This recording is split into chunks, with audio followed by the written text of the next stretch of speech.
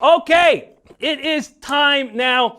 I am so excited to have our next guest making his betting with the bag debut. Somebody I have watched for a long time. I am a big fan of from the dailyracingform.com, drf.com. We have Matt Bernier joining us today. Thank you so much for being on the show. How are you doing on this Friday morning? Very well, Jimmy. How are you? Oh man, I'm so pumped up about the Pimlico. I'm pretty much over what happened at the Derby. I'm pretty much over it, but I think we do need to start there. It's the elephant in the room, the Kentucky Derby disqualification. Now, I don't want to spend this interview talking about, harboring on what was. I really want to talk about what could be, and I want to move forward, but we do need to hear your quick take on whether you agree or disagree with the decision that took maximum security from the winner's circle to 17th place. And how do you feel about the subsequent 15-day suspension of rider Luis Saez? Well, as far as the disqualification is concerned, I think it was warranted. I don't think you can allow something as egregious as that to go on without sort of any kind of ramifications or repercussions. Having said that, I don't think Luis Saez did anything wrong. I think that was all on the horse. And it bothers me that so many people, it feels like there has to be someone to blame. There has to be a human being to blame. Can't we just say that the horse was green? Something spooked him. He ducked out into the middle of the track. It impeded some horses. It's unfortunate because Country House was never going to win the race, and he's declared the winner. But, as far as the disqualification is concerned, I think it was warranted. The suspension, I'm way against. I don't think Luis Saez deserves any of that. I think he's doing the right thing by appealing it. I think that is a great take, and I agree with all of that immensely. All right, let's get to the big race on Saturday. Let's start with the pace. We have a few horses that we expect to be on or very close to the pace, that being 3 Warriors Charge, maybe number 6 Market King if he's fast enough. We don't know if he's fast enough. The 7 Maryland Bred Always Mining, the 9 Bodie Express, the 12 Another Twist of Fate. How fast do you think this pace will be, and which of these horses do you think is capable of staying on it all the way to the finish?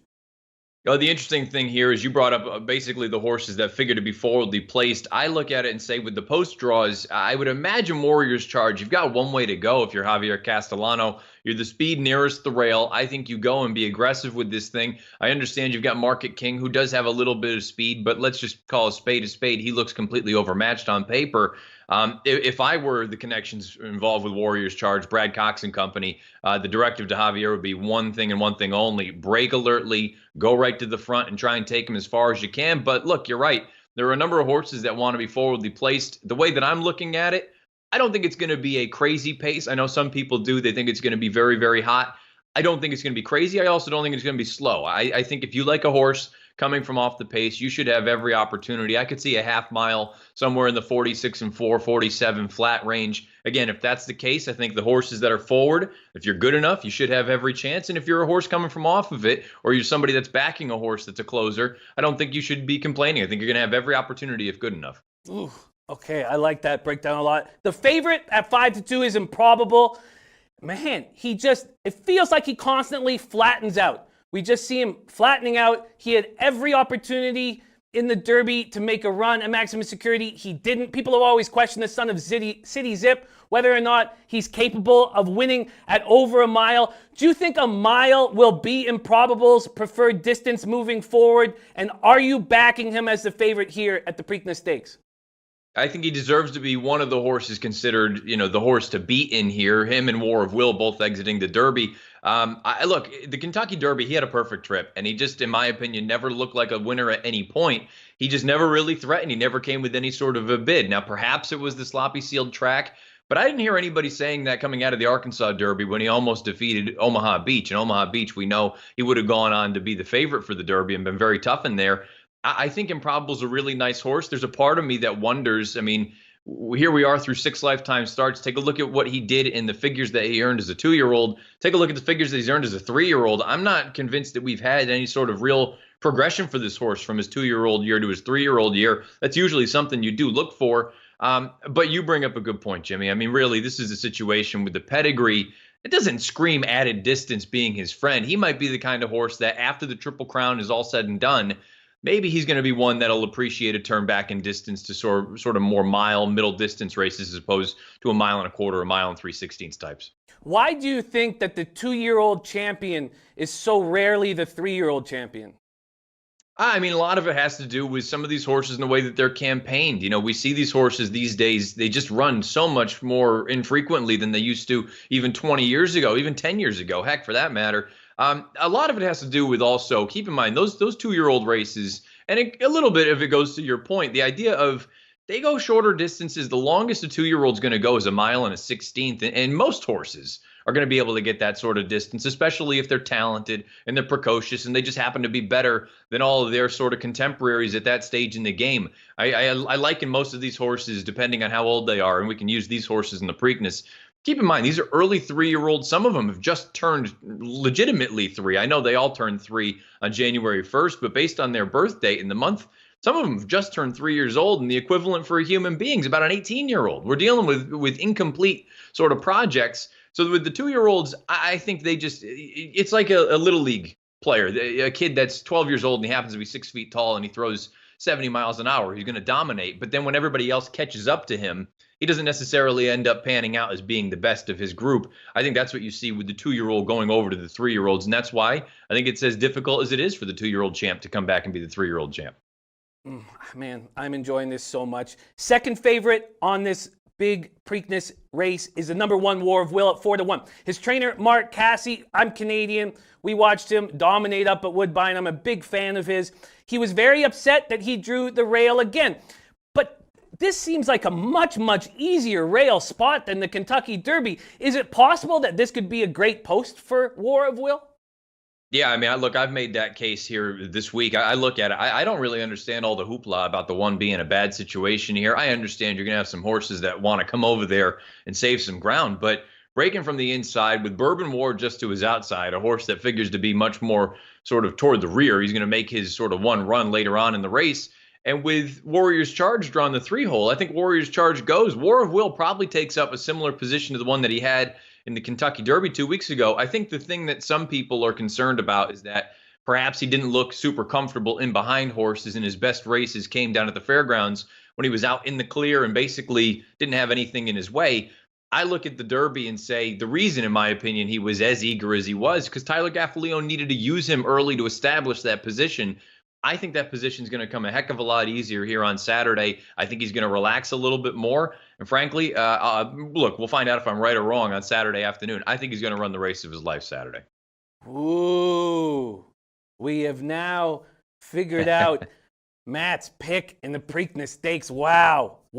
War of Will. Okay, new shooters. Bourbon War, Warrior's Charge. So Bourbon War 12-1, Warrior's Charge 12-1, Owendale 10-1, Market King 30-1, Always Mining 8-1, Signalman 30-1, Everfast 50-1, Laughing Fox 21, Another Twist of Fate 6-1.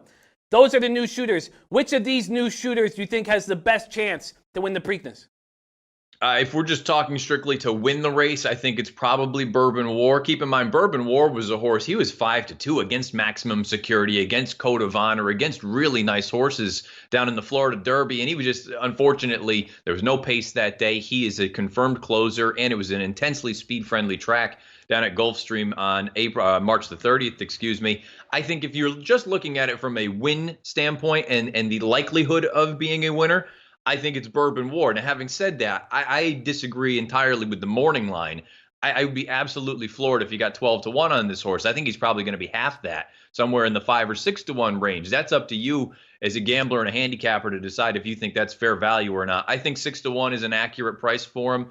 If you got 12, I'd be running into the windows. As much as I like War of Will, I think 12-1 on Bourbon War would be stealing. I'm extremely high on Owendale. I thought what he did in the Lexington was incredible. With that slow pace, being able to blow past the whole field. I'm starting to get nervous about what I'm about to say next. I think he could be this year's Arrowgate, a late bloomer. Am I way too high on him? Well, look, he's kind of an X factor in this race because the way that I look at him, prior to that run in the Lexington down at Keeneland, I thought he was a decent horse. I didn't think there was anything spectacular. He had a career best figure of 91 on the Beyer scale, but the time form US scale, which is another product for the racing form, they didn't really kind of check out. One was considerably slower than the other one. And then all of a sudden, the Lexington came along, and like you say, there was not a ton of pace for him to run at, and he came with this giant eye-catching move on the far outside, and he never looked like a loser at any point. And from a numbers standpoint, from a Beyer standpoint, and a time form standpoint, he checks out. He has the highest last out Beyer in the field with a 98 and the highest last out raw time form rating with a 120. He's the horse that he'll probably be either he'll make or break me for this race, because I want him to prove to me that the Lexington was legitimate. But at the same time, from a gambler's standpoint, if you like this horse, you don't really need him to prove it to you again. You want to take a chance, because I think you're going to get every bit of the 10-1, if not even a little bit more, just based on the idea of potentially Bourbon War taking more money than maybe necessarily he should. Owendale, to me, is kind of the X factor in this race. If he runs back to the Lexington, he is a prime contender, if not one of the horses to beat. I just want to see if that was legitimate, if that's actually what he is. I'm very high on Owendale. Another twist of fate's at 6-1. In the Lexington, he went from his right lead to his left lead to his right lead in the space of like a furlong almost, or even less than a furlong. What does that tell you from a betting standpoint? I mean, another twist of fate is at 6-1. Does that make you think this is a young green horse that I don't want to put my money on? Yeah, I think he's talented. I've basically liked all of his races, but he is a little bit on the quirky side. And I think the common denominator for the Lexington and the Sunland Derby, you brought up the lead changes in the Lexington. I think it's a combination of him being in and amongst horses. When he's in a position like that, he just doesn't seem to travel as kindly as he does, and like he did when he was up at Golden Gate 3 and 4 and 5 starts back, where he went out there and won just in gate to wire fashion with ease. Now, you can look at it a few different ways and say he did that against inferior company. It was a synthetic track. Then all of a sudden he shows up against better horses on dirt, and he's not quite the same. I don't think he's run poorly in these 2 dirt races. I just don't know that he loves being in and amongst horses. And look, the 12 post, he's going to have to carry some ground going into the first turn. But I have to be honest, if you're a fan of this horse, it might not be the worst thing for him to have to go a little bit wide. But if he's out in the clear and he doesn't have anybody in his way, again, that might not be a terrible situation for this horse to be in. Having said that, I wouldn't take him at 6-1. I would want something pretty significantly larger than that, probably in the double-digit range. Wow. No Maryland-bred horse has won this race since 1983, deputed testimony. No female trainer has ever won a Triple Crown race. Do you think the 7 Always Mining can change all of that? I got to be honest with you. We always see these sort of local connections, these local hopes show up in a race like the Preakness or any of the other races, even for that matter, the Belmont, and well, the Derby doesn't really count. But Always Mining, I think, is a legit racehorse. I think Kelly Rubley's done a tremendous job with him. He has just continued to improve with more and more racing. The interesting thing for me is going to be to see where he's positioned from a running standpoint, because we talked about it a little bit with the pace. I think he does his best when he's out there controlling things. I would be floored if he was able to clear off to the front in this race. Having said that, you go back to that Federico Tessio, the most recent run. He sat nicely off of horses. He rated kindly, and when the rider told him to go, he went. It's one thing to do that when you're 1-20 against a bunch of horses that you're just better than. It's another thing to do it against a group of horses like this, but I wouldn't be surprised at all if this horse ran quite well. You were high on win going into the Kentucky Derby. Has that changed, and what are your expectations of him here? Look, I still think that the horse is talented. I thought he got a little bit of a passive ride from Julian Pimentel in the Derby. It's a scenario where if you're one of these one-run closers down in Louisville, you got to really start your run inside the half mile, maybe at the latest the 3/8 pole. Win wasn't really asked until about the quarter pole, and he picked up some pieces. I think it's a situation where you go back and you look, the final quarter mile of that race, he finished with the 5th fastest final quarter out of the 19 horses that ran. So it's not like he was walking home. Now, perhaps you want to look at it and say he was passing tired horses. I thought he was actually running on a little bit. The blinkers on, I don't hate that move. I think it's going to be something that perhaps gets him a little bit sharper out of the gate, which has always been a problem for him. Maybe it gets him a little bit closer to the front. The jury's still out if he's a 2-turn horse or he'll be a 1-turn horse. I know he's very, very strong at 1 turn.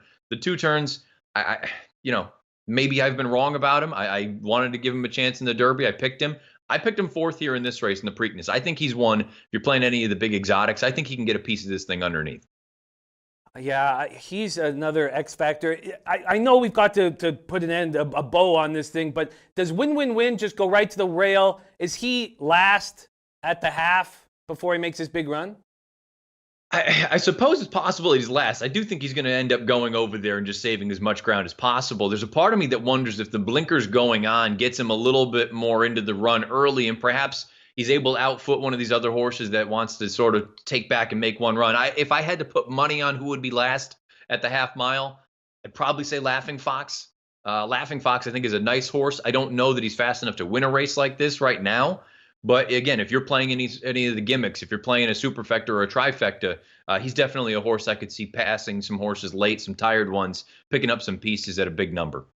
We have the chat asking a ton of questions. Brandon Lugo makes it simple. He says, Matt, tell us who is going to win so we can all cash. It doesn't work like that when you're betting on the horses. But is War of Will your pick to win the Preakness? Yeah, War of Will, oddly enough, War of Will, I picked him before the Derby to win the Preakness because I just felt like there's a sort of narrative that I've put behind him. I don't think he got anything out of the Louisiana Derby 2 starts back. The ground broke from underneath him. He ended up pulling a muscle in the race. I'm drawing a line through that. So effectively, the Kentucky Derby was his first start, in my opinion, since the February race down at the Fairgrounds in the Risen Star race. He was visually very impressive, winning. I figured he was going to run well in Louisville, probably feel the effects of that kind of layoff late. In fact, he did, and that's not including the controversy and the impeding. I think he's sitting on his best race today. I think, look, he's 4-1 on the morning line. I'm playing him at 5-2 or better. I've been wrong before. I'll be wrong again, but this is the kind of horse that I'm looking forward to playing. What an honor it is to have you on the show. Thank you so much for joining us, Matt. I heard that you're doing a live question and answer in about 35 minutes. Could you tell us more about that? Tell us where to find you on Twitter and what shows and where we can find you moving forward. We actually buttoned up the Q&A simply because there wasn't a ton of outreach, because I think most people have seen all my analysis over on video.drf.com or the YouTube channel for the Racing Form. So the Q&A is not going to happen now. Maybe it'll happen back at the Belmont Stakes, but on Twitter at Bernier_Matt, do 2 podcasts a week, a preview show and a recap show, one at the beginning, one at the end. And then all the other stuff that we'll have, again, video.drf.com, the Daily Racing Form YouTube channel, and then over on Twitter at Bernier_Matt. Every low bagger out there, please follow Matt Bernier right now on Twitter. He's a spectacular follow. He answers questions. He's always on it. He's very live on Twitter. He's an incredible follow. Please go follow him right now. Matt Bernier, thank you so much for taking the time to be with us. This was illuminating and exciting, and I just loved every second of it. Have a great, great day tomorrow at the Preakness, and thank you so much for joining us. Hey guys, thanks for tuning in to our channel. Now, we've put a lot of work into producing all these free videos, so please help us out and keep all our content free for you forever by simply liking, sharing, commenting, and subscribing. Now, not to mention, a visit to our industry-leading website will warm the hearts of all our SBR employees, especially myself. Now, the links are over there to the left, so do check those out. Thanks for watching.